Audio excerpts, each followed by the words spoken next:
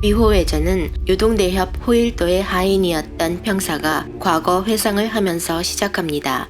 13년 전 호일도는 아내와 호비를 데리고 중원으로 가다가 객잔에 머무는데 그가 요동을 떠났다는 소식을 들은 묘인봉과 전귀농은 객잔을 찾아와 결투를 신청합니다. 전귀농은 개무시당하고 묘인봉은 호일도와 겨루지만 호비가 우는 바람에 결전은 중단되죠. 아기가 효자입니다. 5일 동안이나 지속된 결전에서 묘인봉과 호일도는 서로의 건법을 깨우치며 결전을 즐기는 무아지경에 이릅니다. 그러나 누군가 묘인봉을 노리고 호일도의 칼에 독을 발라놓았고 칼을 서로 바꾸는 바람에 호일도가 사망하죠. 호일도의 부인도 남편의 독을 빨아내다가 함께 절명합니다. 형사는 호비를 데리고 중원으로 도망가서 묘인봉에게 복수할 날만을 기다립니다. 무협하면 절대로 빠지지 않는 주제는 복수혈전입니다. 복수는 자신뿐만이 아니라 낯선 사람이 불의를 당했을지라도 되갚아주는 협의 정신이라고는 하지만 풀어가는 방식이 너무 구구절절하면 고구마 풍년이 되어버리죠. 이 복수혈전을 끝내주게 조율한 무협이 바로 김용선생의 비호외전입니다. 비호외전은 기성세대가 짜놓은 협의 정신을 무작정 따르지 않고 자신의 경험에 의해서 협을 판단하는 신세대 협객의 이야기입니다. 그렇다면 과연 주인공 호비는 새로운 협의 정신을 찾아냈을까요? 설산 결전으로부터 13년이 흘러서 병사와 10대인 호비는 상갑으로 비를 피하는데 비마표국의 사람들도 역시 이곳에 머물게 됩니다. 마춘화와 호비는 함께 몰려다니면서 몰래 상가보의 무공을 훔쳐 배우기도 하죠. 불길한 폭우 속에서 마적대가 표국의 운송품을 노리고 상가보로 몰려오는데 비마표국의 마성공도 마적대를 당해내지 못합니다. 호비도 한가락 껴들었으나 얻어터지고 나가떨어집니다. 이때 어디선가 흑마탄 기사가 나타나서 호비를 구해주는데 근면불 묘인봉이십니다. 부처님처럼 훌륭한 인품을 가진 묘인봉이란 뜻일까요? 아니면 부처님 조각상처럼 표정이 하나밖에 없다는 뜻일까요? 어떤 의미이든 묘인봉의 넘치는 포스에 호비는 왼수고 모고 사랑에 빠진 눈빛입니다. 상가보의 할머니 딱 봐도 뒤가 구리게 생겼습니다. 그래도 그 할망구가 대만판 소우강호에서 매혹적인 동방불패였다면 믿으실란가요? 할망구는 남편을 죽인 묘인봉을 상가보로 끌어들이기 위해서 계략을 준비합니다. 조정 대신 복강한과 강호 인사들이 자기 대신 묘인봉을 죽여주길 바라는데 제대로 먹힐지 모르겠습니다. 복강한은 비마표국의 마춘화와 공사다망하거든요. 비마표국의 마성공 역시 할망구의 남편이 죽었던 일에 연루되었다니 소설 설산비호는 읽지 않은 저로서는 그런가 보다 할 뿐입니다. 그러면 소설 설산비호 아니고 1999년판 설산비호를 통해서 묘인봉과 호일도가 결전을 벌이는 이유를 잠깐 보도록 할까요? 이자성은 명나라를 멸망시킨 후 세력을 확대하다가 청나라의 오삼계에게 패해서 궁지에 몰립니다. 그러자 이자성의 보디가드였던 묘, 범, 전, 그리고 호, 넷 중에서 호는 이자성을 죽이고 오삼계에게 투항하는 고육지책을 씁니다. 비천홀이라고 불린 호장군은 이자성이 죽은 게 아니라는 사실을 밝히기도 전에 전씨 집안에 의해서 독살되고 내 집안은 이후 100여 년간 혈전을 치르게 되죠. 하지만 결론은 이자성이 남긴 엄청난 보물찾기였습니다. 복수 이딴 거보다는 이자성의 보물이 더 궁금하시다면 백혈검을 보시면 되겠습니다. 비천호리의 후손 호일도는 요동의 옥필봉에서 이 보물을 찾았지만 별 관심 없이 그곳에 터전을 잡습니다. 옥필봉을 찾아온 묘씨 집안의 후손 묘인봉과 100여 년간의 은원을 청산할 생각이었지만 두 사람은 전씨 집안의 후손 전귀농의 농간에 빠지고 묘인봉은 호일도를 독살했다는 오명을 쓴 채 세월이 흐르죠. 비극의 정점 호일도와 묘인봉의 결전부터가 비호외전의 시작입니다. 드라마는 설산비호 부분을 전혀 언급하지 않기 때문에 서사가 때로는 불안정해지기도 합니다. 특히 호일도와 묘인봉 두 남자가 결전에 임할 수밖에 없었던 이유와 묘인봉은 그 성깔머리에 왜 전귀농과 어울려 다녔는지 아는 사람만 아는 상황인 거죠. 다시 상갑으로 돌아가서 상씨 할머니는 강호인들에게 묘인봉을 죽여달라고 돈을 매깁니다. 그러나 묘인봉이 겁난 강호인들이 하나씩 둘씩 살살 기자 빡친 할매는 샷다를 내리고 불을 질러서 인간 바베큐 파티를 엽니다. 묘인봉을 죽이면 문을 열어주겠다고 하니 이번엔 쫄보들이 생사결을 시작합니다. 앞으로 이 쫄보들이 번갈아가면서 악역을 담당하니까 면상을 기억해두면 편한데 당최 헤어스타일이 다 똑같아서 구별이 가야 말이죠. 마적을 피해서 상가부 앞마당에 도착한 호비는 묘인봉과 마성공을 불구덩이에서 구해냅니다. 평사는 묘인봉이 부모의 왼수라고는 했지만 호비는 그에게 한눈에 반했던지라 평사의 말이 귀에 들어올 리가 없었죠. 상가보의 해프닝에서 어림잡아봐도 어린 시절부터 호비는 협격의 기질이 다분합니다. 호가도법을 노리는 놈을 피해서 절벽으로 뛰어내린 호비를 묘인봉이 강가에서 낚습니다.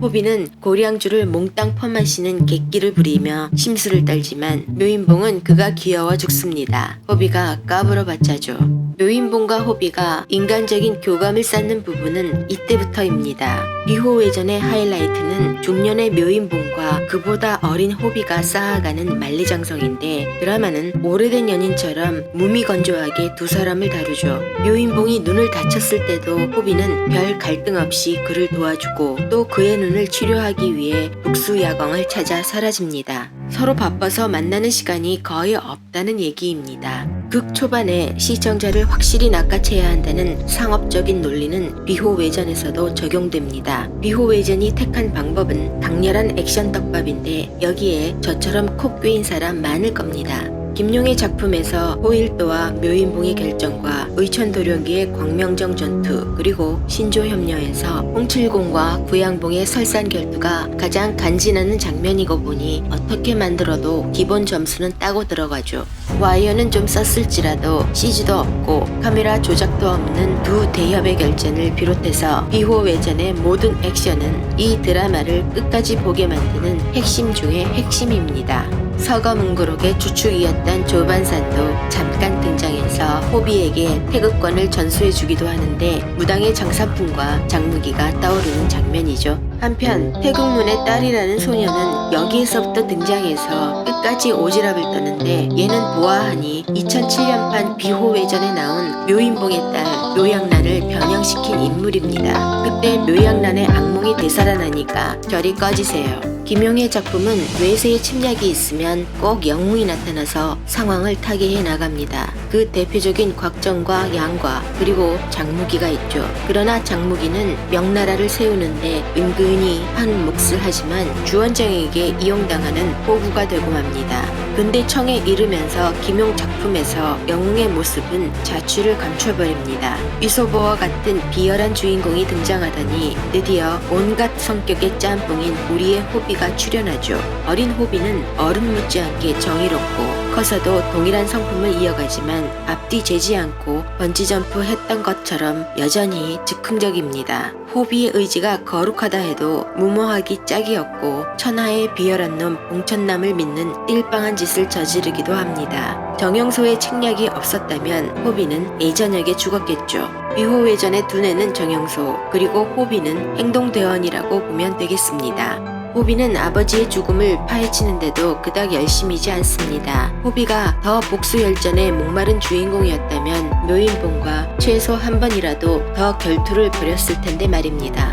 전귀농은 제주도 좋지 조반산이 묘인봉에게 보낸 편지를 바꿔치기 하는데 묘인봉은 편지를 뜯자마자 터져나온 독에 실명하죠. 실명을 해도 대처하는 폼이 또 남다르십니다. 호비는 치사하게 복수를 하고 싶지도 않아서 장님이 된 묘인봉을 도와서 자객을 해치우죠. 집에 불이 나자 호일도의 위패부터 챙기는 그를 보고 호비는 뭔가 잘못되었다는 생각을 합니다. 이 사람 묘인봉은 표정부터가 불쌍해 보이는데 아기를 안고 한 손으로 검을 휘두르는 그를 호비가 어떻게 비정한 인간이라고 생각하겠습니까? 묘인봉 역시 호비의 칼소리만 듣고도 호일도의 아들임을 직감하는데 어린 호비가 고량주를 나발 불었던 장면이 겹치면서 아직은 호비가 묘인봉에 대해서 적대감이 있음을 보여줍니다. 그들의 비문은 설산의 결투와 교차 편집되는데 묘인봉이나 호비나 이 순간을 얼마나 목마르게 기다렸겠습니까? 묘인봉은 호일도가 다시 살아난 느낌이었을 테고 호비는 아버지가 치룬 마지막 결전에서 묘인봉에게 어떤 느낌을 갖고 있었는지 알았을 테니까요.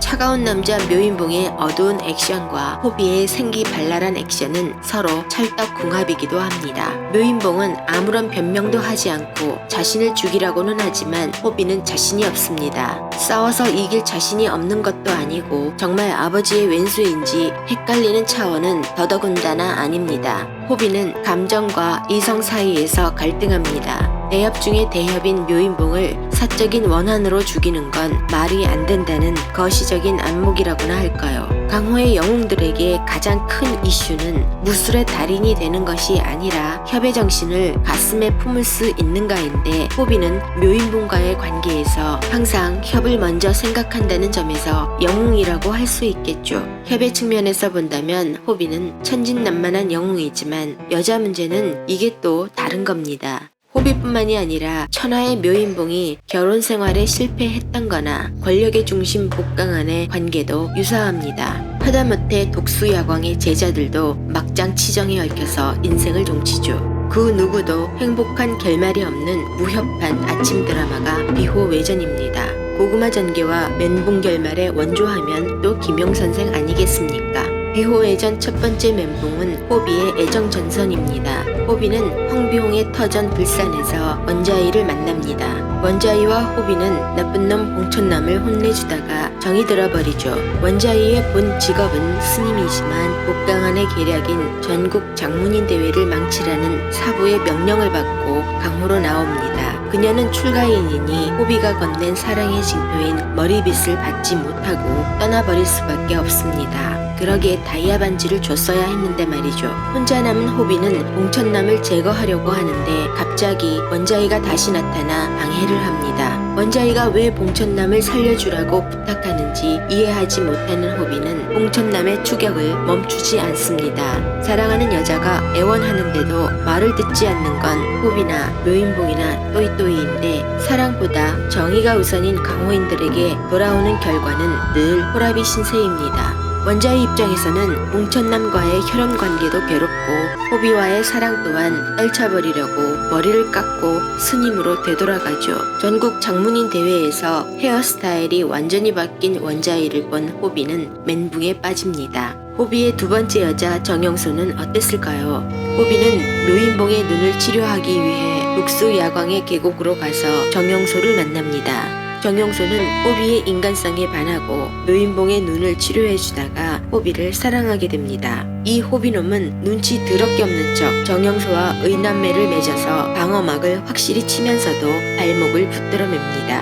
여자로서가 아니라 조력자로 곁에 두고 온갖 이득은 다 챙기겠다는 심보죠. 정영소는 묘인봉의 눈을 치료해 주었고 마추나와 아이들을 복강안에게서 빼내왔으며 전국 장문인 대회에서 독을 투하해서 봉천남을 이기도록 도왔습니다. 그것도 모자라서 정영소는 독을 빨아내는 세 번째 인물이 됩니다. 그녀가 절명한 후에야 호비는 사랑이 웃자고 저짜고 청승을 떱니다. 녹정기의 위소부는 쓰레기지만 사랑을 강요하지 않기 때문에 빼거지로 한방 쓰는 게 싫은 여자는 언제든지 떠날 수 있었죠.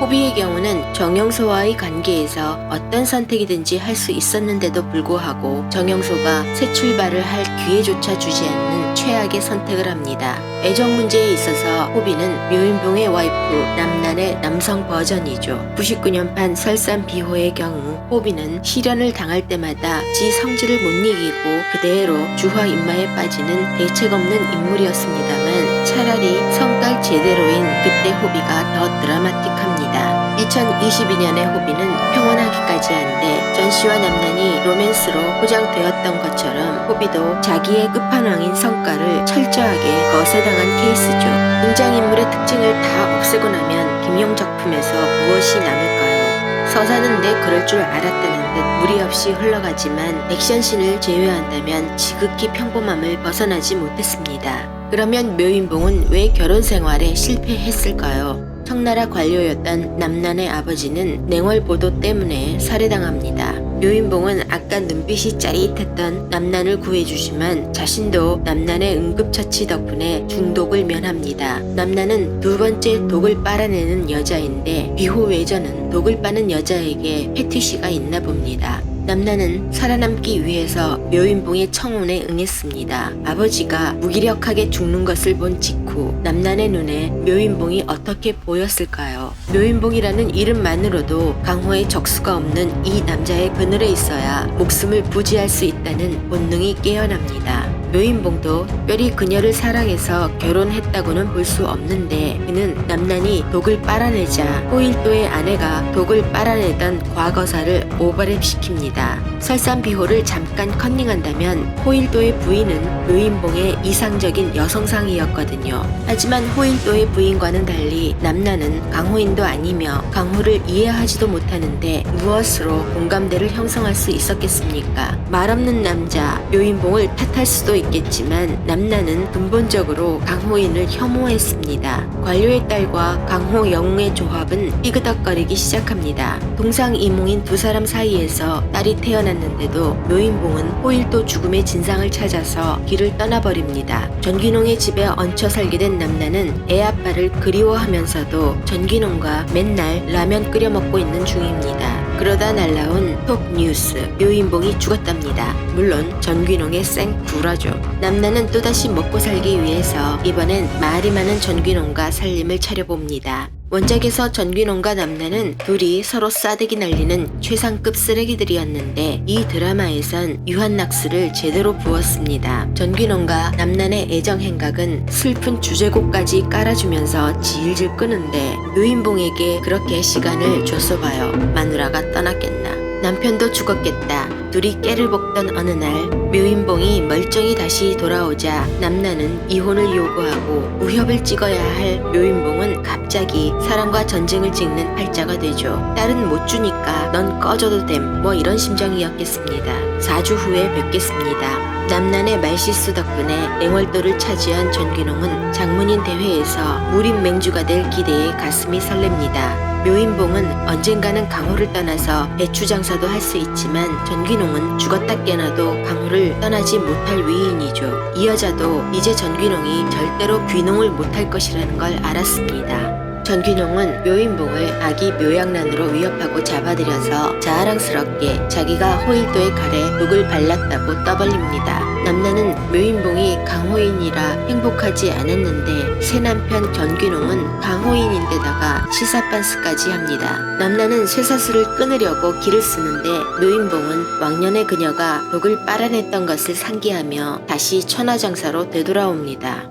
장문인 대회에서 봉술이면 봉술, 검술이면 검술, 못하는 게 없는 호비는 둘째치고 정영수는 무술에 대한 해박한 지식으로 훈수를 두는데 천룡팔부의 왕어원으로 버프된 거죠. 마치 광동시포가 나타난 듯 각종 권법을 구경시켜주더니 갑자기 독가스 살포에 생화학전이 벌어지며 복강한 부대의 총격전까지 합쳐져서 홍화회는 이제 답이 없습니다. 캐리어 가야 할 상황에 액션의 완성, 묘인봉이 등장합니다. 묘인봉은 호비와 만리장성을 또 한 번 쌓고 약이 바짝 오른 전시를 해치우는데 이건 뭐 묘인봉에게 표 몰아주기 드라마입니다. 코트도 각 잡히게 걸치는 그가 없었으면 어쩔 뻔했을까요? 그러나 묘인봉은 홍화의 사람들이 무사히 탈출하도록 돕다 죽는 희생을 택합니다. 인의와 신의 그리고 명예, 그것이 묘인봉의 강호였고 그는 자신의 이상을 실천하는 영웅이었습니다. 그래도 엔딩이 꽂았던 건 묘인봉을 희생시키는 방법 때문이죠. 무협다운 죽음을 맞이하도록 해야지. 총이라뇨. 슬프게도 총의 출현은 강호와 협객의 종말을 예고합니다.